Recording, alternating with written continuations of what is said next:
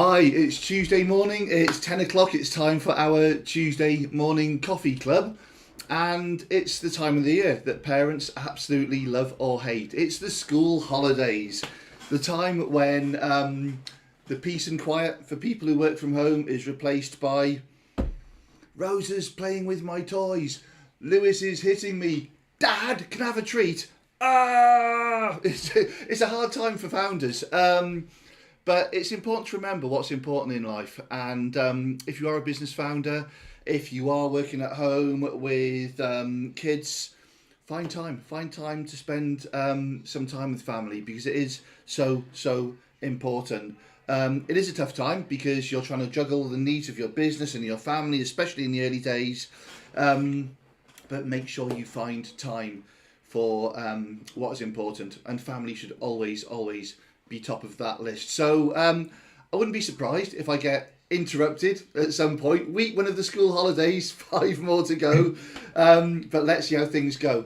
And that ties in quite nicely to what we want to talk about today, and that's innovation in the Edutech sector, or it could be education in general, but we do focus more on Edutech because of the whole nature of our client base. And the person we've got with us today, wow, where do I start with Keith? So Keith's got background in a range of areas. I first met Keith when I was probably 18, 19 in university in Exeter.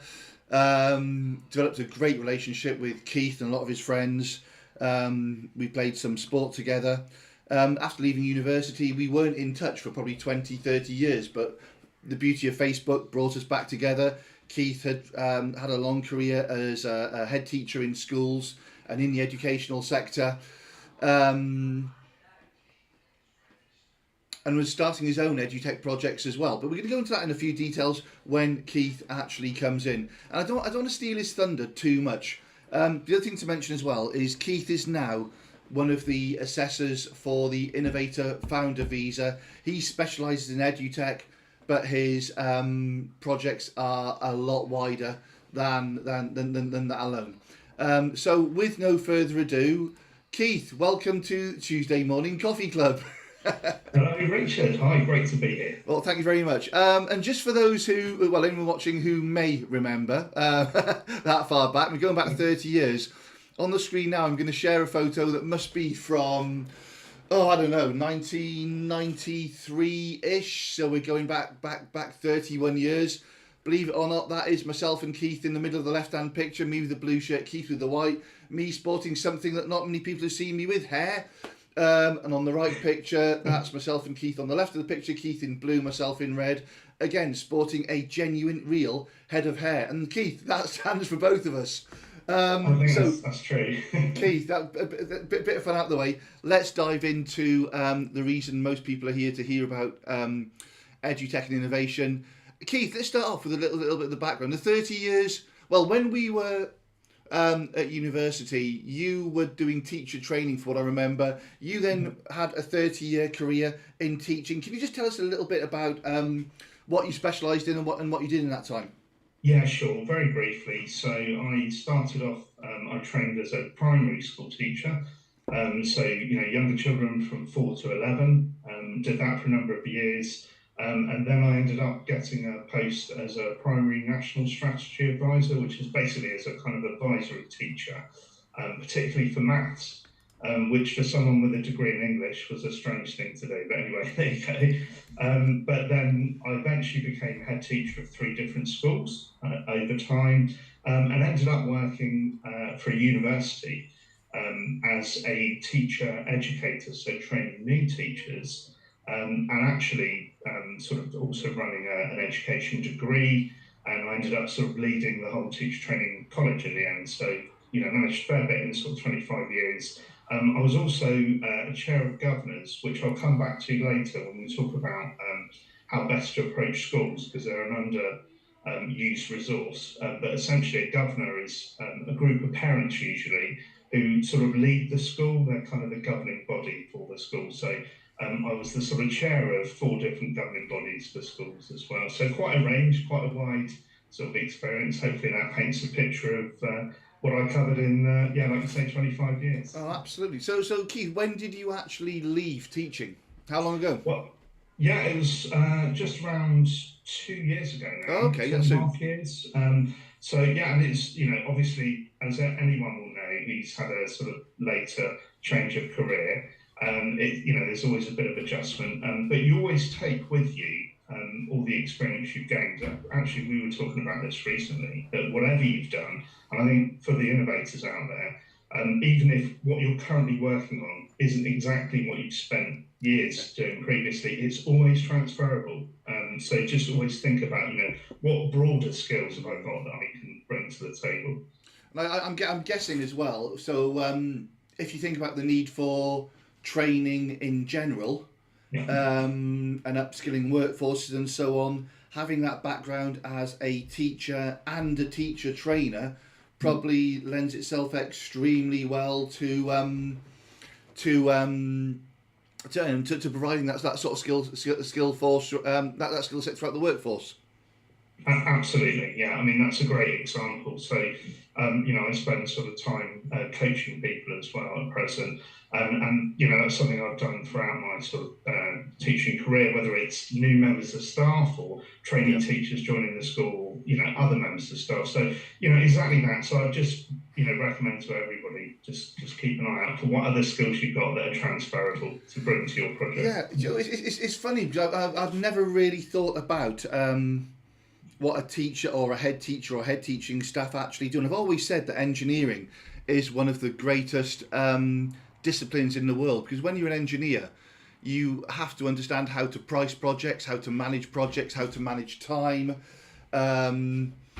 how to manage pretty much everything pretty much apart from sell. But I'm guessing teaching staff in schools tend to be relatively small, and hence it's a similar skill set. You've got to manage people's time, you've got to manage skill sets, you've got to manage projects, you have purchasing decisions to make, and so on. Yeah, I mean, absolutely, particularly any leadership role in a school. For example, the largest school that I led, we had 300 children there. There were 60 members of staff, all with complex lives. Lots of stressful situations happening in a school, very dynamic environment. So absolutely, there's the real sort of human dimension of getting the best out of people. And sort of leading and inspiring a team, being clear about what you want from them. So, all of those things, absolutely transferable. So, fantastic. So we're going to move on because time will go so quickly here. By the way, if anyone watching this has questions as the session goes on, please throw the questions into the chat box. And if you're watching this live, please excuse the comments that keep appearing in the chat box from my children who are having great fun on the iPads next door. We're going to go into tech in schools in a few minutes' time. So a couple of years ago, probably a little less now, probably about a year ago, you came on board as one of our assessors, specialising in Edutech, but covering a lot of other projects. It's funny because educational projects are probably one of the most oversubscribed areas that we've seen. It's a skill a lot of people have, training, provision of courses and so on. As an assessor, what makes a good Edutech project for you? What catches your eye? That's a great question. I mean, I think probably the first thing is it's really important that if you're going to create a piece of Edutech or EdTech, whichever one you want to call it, either's fine, to start with a genuine problem first. Because I think often what happens with people who are interested in tech, whether it's someone who's a developer or has a technical background, and actually I recently spent some time as a project manager in a sustainable transport project, so I absolutely understand this issue, is that people often arrive with a piece of tech that they're excited by. Now that could be AI, it could be machine learning, it could be blockchain, whatever it might be, and they end up essentially with a solution in search of a problem. And that's absolutely the wrong way to go about it, So don't come along with an idea and then think, can I find a problem that schools might have that will fit this piece of tech? So my advice would be to really talk to the market, to actually get into schools if you can, and talk to real life teachers, head teachers, whether they're people socially or actually just it's difficult, but arrange to meet with them and explain what you're doing. You'd be surprised, they are busy people, but head teachers especially, often they see the value in it, and where people are willing to put some time in if there's potential benefits for us. So they will talk to you if you present it in a good way, but always think about that classic thing with marketing, what's in it for me? So if you're going to go in and offer something, think about what's the benefits for the school, and actually try and understand where they're coming from. Obvious questions, what's your biggest concern at the moment? What are you really struggling with? If you could wave a magic wand, what sort of thing would you solve straight away? Those kind of questions are great. But you can do a lot of it through desk research, just starting by thinking, analysing trends that you can see. There are so many places on the internet that you can go, obviously, to do your research. The government websites themselves, the DFE, have a huge amount of information. But that's a really good starting point. But the biggest thing for me is I think a lot of people come up with an idea, even if they've done some desk research. And I think where they go wrong is that they think that's enough. They think, I've had a look at the market, I've analysed some trends, and then I've come up with this idea. And actually the problem with that is you haven't got any validated research in the form of direct consumer research. So that's why it's so important. Now, whether that be a questionnaire, a survey, a focus group, something where you're actually talking to real life children, that'd be great to see what they think, but particularly the purchasers, so the schools themselves. Yeah. So I would say there's a great story by Sam Ovens, he's the innovator who's created school.com, that's SKOOL.com, which is a great learning platform. And he gives a brilliant piece of advice, which is, lots of companies love the creative marketing work of sitting there and coming up with a customer avatar.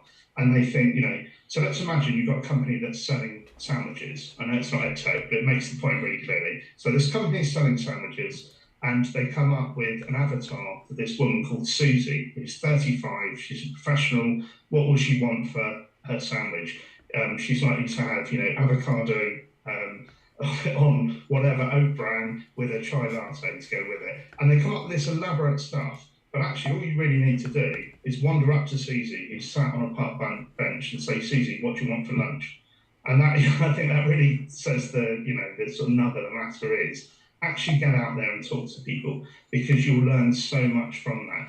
And many of our more credible applicants do that in spades. You can tell that they know the market because they've actually got evidence from it. And I don't mean a few conversations, I mean tangible data that shows exactly, both in terms of quantitative and qualitative data, that shows exactly what schools are looking for. So that would be my sort of broad advice. In terms of the types of project, I don't think it matters. There are a huge number of learning management systems out there at the moment. And they're very popular, they sell well, but it is incredibly hard to do those in a really effective way that stands out as truly innovative. One of the problems you've got with EdTech is that so many people sprinkle their sort of inventions, if you like, with some standard features. So everyone has a community, a help section, and not that there's anything wrong with these things, but those in themselves are not innovative. They're kind of expected functionality now. So yours, to really stand out, I think a project has to have that level of, genuinely something new, like a new angle on something, a whole new way of doing something. And it's the same, as I said, with things like AI, machine learning, blockchain, whatever you're using. If you're going to add that, it needs to actually genuinely bring something to the table. It's not just a magic ingredient that makes us want to, endorse a project. It's got to be integral to the function, the thing that you're trying to achieve. So for me, I think that's really important. Yeah, I mean, it ties into a few things here as well. And I mean, the thing that you described at the start was something we always used to refer to as tech push or requirement pull. Whereas tech push is where you have something that you're trying to push onto your marketplace. You don't necessarily want it or need it, Whereas requirements pull is where you've gone out and you've understood a problem and your customer is pulling the solution in because it's something that they genuinely want or need. And another thing it goes back to, something that Emma taught me about the retail sector was clearly understanding the difference between features and benefits. Yeah. And a technology may have certain features, but what genuine benefit does it give you? And whilst you may think that you don't have a competitor in the marketplace, if you're honest about this, a pencil is a competitor for an iPad if you're looking at taking notes, because you can use the pencil to write the notes on the piece of paper in the same way you can use the iPad to write. Clearly, the functionality is totally different. But if you wanted to capture notes, a pencil's a competitor for an iPad, and that sort of leads me into tech a little bit. And we see so many projects that bring in VR or AR, or AI is the big one at the moment. Not so much with Edutech, we see the cryptocurrency and the blockchain as well. And I always think to myself, VR headsets, you can't get them for less than a few £100 each. And a school is probably not going to go out and buy VR headsets for all of its students. I remember when I was in school, they probably gave you a crayon and said, a crayon was high tech. We were lucky to get one of those. But that said, when my kids have a science lesson or a computing lesson, they do get an iPad each. So I'm going to tap this into a question that's come in. Where does tech stand in school nowadays? And this is a question coming in, by the way, what technological trends or features are you currently excited about in the Edutech space? Great question. I think it taps into a number of things. So you've already alluded to, pressures around funding. I think everyone, certainly anyone with children, will be aware that schools, don't have unlimited resources. So the per pupil funding is quite limited. So that does mean there are challenges around, every pupil in every lesson having access to an iPad, for example, or a tablet. It's a really good question. What I would say is that we are seeing, a dramatic increase in tech. I mean, if I think just over, 20 whatever years of being in education, actually most whiteboards when I first joined were actually old blackboards still with chalk, or whiteboards with pens. They weren't interactive whiteboards, but now they're readily available. So you've got interactive, equipment you can use. Most classes, if they don't have full-time access to iPads, they can sort of book them in to have them as a class. So it's very easy to use that. I think VR is a great example of something I think everyone needs to be excited by, because the cost of hardware is reducing, and the immersive nature of the experience that you can give children, particularly those who might live in an urban environment, for example. I mean, obviously, there's nothing better than taking children actually to the countryside in that instance, but it's a way of enhancing things, and certainly to understand perspective and scale. So, for example, there's some amazing systems involving looking at space, and understanding the sort of dimensions and the distances between planets, all that sort of stuff. I think it's a really, that's only going to get better and better. I also think there's a case for over time use of sort of biometric data potentially, and us, sort of analysing pupil behaviour. I think this is where AI will come in as well, and begin to look at how children respond, whether that's the sort of verbal responses or other sort of biometric responses. And I think we're in the infancy of that, but over time there's real potential for that to help guide teachers to know what the general feeling is in a class. That's whereas giving me a great idea. People still use instinct, are they all asleep? That's giving me a great idea that I'm not going to share. We'll talk about this one privately and separately.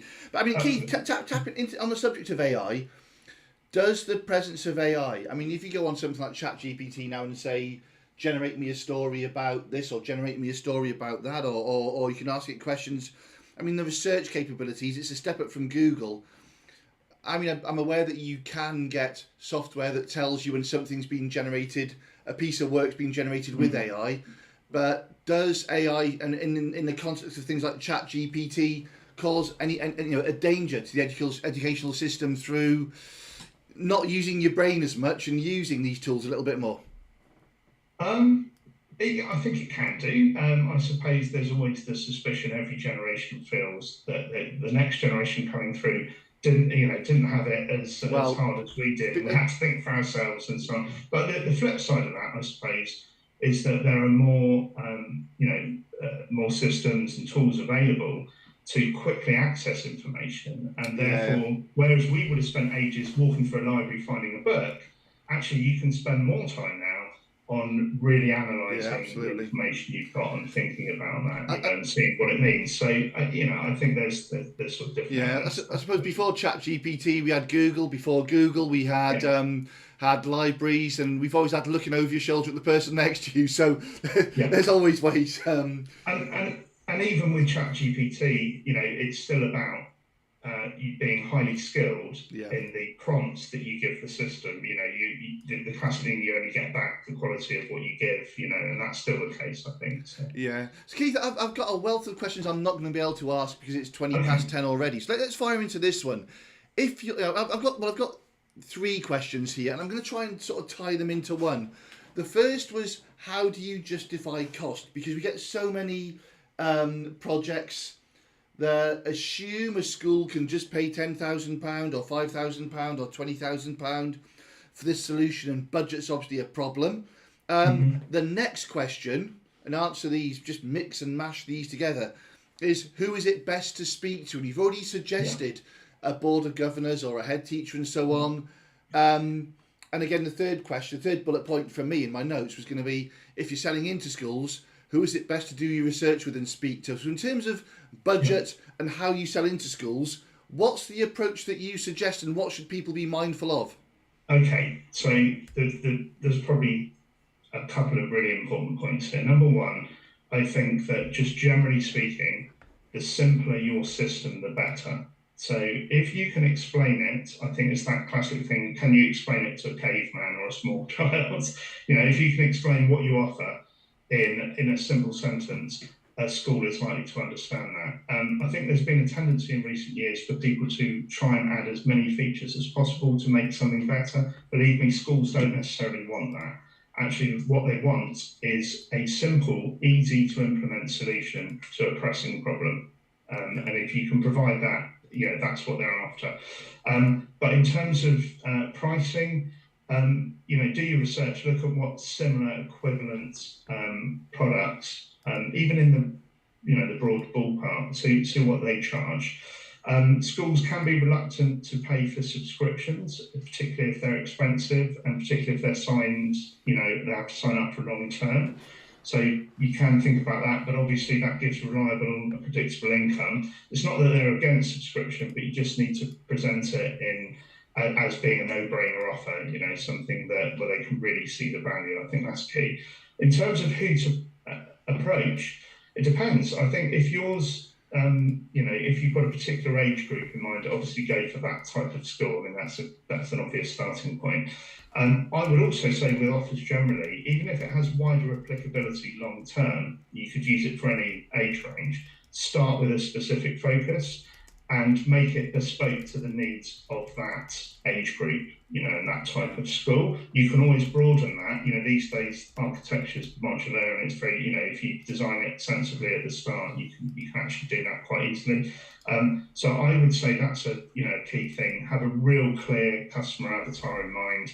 See what they're looking for, and actually, in terms of who to approach, it could be the person who's responsible for that subject area. So if you have a scientific device, obviously look for, you can actually look on the school website under normally About Us, there'll be a who's who, and it'll tell you who the science lead is usually. If it doesn't, email the school and ask for their email, and you'll probably get a better response than from a busy head who, to be fair, you imagine most ed tech companies emailing the head thinking they're the people with the money. They're also the people with the least time, and probably they're only going to either delete it instantly, or if you're lucky, forward it to the relevant person. So you're better off going for the subject leader.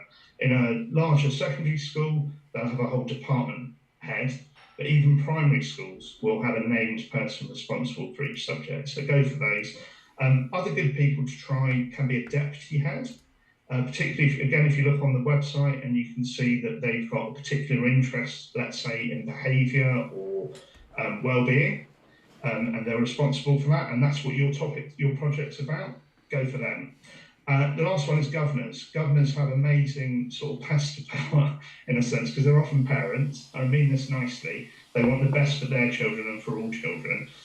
But they will often, if you approach them, and you can easily, again, find their contact details on a website, if you approach chair governors, explain what you've got and why you think it'll be interesting for their school, they often will be able to take that information in and sell it on your behalf. So that's another interesting route into school. Sponsors effectively then. You get the governors as sponsors for your project effectively. Absolutely, yeah, that works really well. Keith, before we start to wrap up, it's 25 past now. What sort of tangible benefits do schools really buy into? Is it cost savings? Is it educational outputs? Is it engagement? What is it possible to summarise the sort of things that schools really want if they're investing? Yeah, that's a really good question. And for me, it comes down to, I've already mentioned simplicity. So they want something, it's a massive problem, it's an urgent problem, and you've got a simple solution. They don't want something where they're going to have to be spending hours training to use it. They want something intuitive, easy to run with, that doesn't require a huge amount of training. But that said, if your system is more complex and you provide that, you provide the in-person training, think of the service element of your business. I think most edutech companies are sort of SaaS, software as a service entities these days. So the service element has to be there. They want to know they've got a person they can contact to get support with. But for me, it's the classic three. They want it to be cheaper, easier, and quicker. Basically, it's those things. If you can do that, that's great. But absolutely, what you said about features and benefits, it's so much the case that even if I look at a lot of edutech websites, marketing materials, and they often lead with features, and schools really aren't interested. You might have the odd, slightly geeky teacher who really wants to know how it works, but by and large, most people in schools are busy. What they want to know is what benefits will it give them. So I always think that formulation is state your features first and then add so that afterwards. Yeah. So, it has this functionality and then comment so that you are able to do this, and that really, really helps. When it comes back, it's the old story, isn't it, that Steve Jobs, when he introduced the iPod, didn't say, it's a music player, miniaturized MP3, 1,000 songs in my pocket, and that's the thing. They want to know what will it do for them. Yeah, so keep it simple, talk to their pains and their aspirations, and prove that you really understand them. I think that goes so far. And so that's why it's vital, I think, to actually connect with schools, and whatever system you create, to iterate it quickly with the schools. Don't create something first and then try it on the schools. Get them involved with the creation. If that means giving them cheap or free access, that's a great thing to do. Keith, I'm going to start to wrap up with a few things now. I don't know if you can answer this in 30 seconds or not. Here's a challenge for you. In 30 seconds, how do you see the edutech landscape evolving in the next 5 to 10 years? And are there any great subjects for startups to be thinking about? Wow. That's quite a long time frame, isn't it, really? At the moment, it's hard. Let's go 0 to 5 years. Clearly, we don't know what's going to happen tomorrow. So let's go next 3 to 5 years. Next 3 to 5 years. I think definitely AI. I think definitely it's going to be all about immersive experience, so VR as well. And absolutely key to this, I think, is going to be engaging pupils and also giving them greater autonomy, so letting them have a say in what's happening. That's a big driver in school policy generally, so getting children involved in their education. Yeah, I like that involvement as well. Okay, so one thing we haven't talked about, and we're not going to because true to form, we're going to run over only by a couple of minutes. Keith, you have got your own edutech project. We're not going to talk about that one now. Let's get that one a little further and maybe have a separate session on that at some point. But you are a founder, you are going through your own journey as well. If there's any UK-based coders out there who want involvement in an edutech project that's already got some interest and some traction, connect with Keith. Connect with Keith on LinkedIn, and his details are on the page now. You'll see Keith Atkins, business consultant coach, Edutech, innovation and leadership. I'll show that again in a few minutes' time. Yeah, Keith, we'll run a separate session on your ventures. But to finish off, really, as we move forward, Innovate International are bringing in more support programs for their client base, where we're giving access to expert coaches. You've also got a consultative and a coaching background. How, again, we're really wrapping this up now, but how have you found tying in your sector experience and a coaching capacity to benefit your client base? I think it's essential. I mean, for me, if it was just about information, we could all go on to LinkedIn right now and read 20 different quick, posts that tell us how to run a business. But what you need is someone who will be there for you, give you clarity, actually understand your business with you, help you to get focused on what's important, strategize, your action plan, give you clarity of vision, even support you with auditing and identifying skills you need to develop.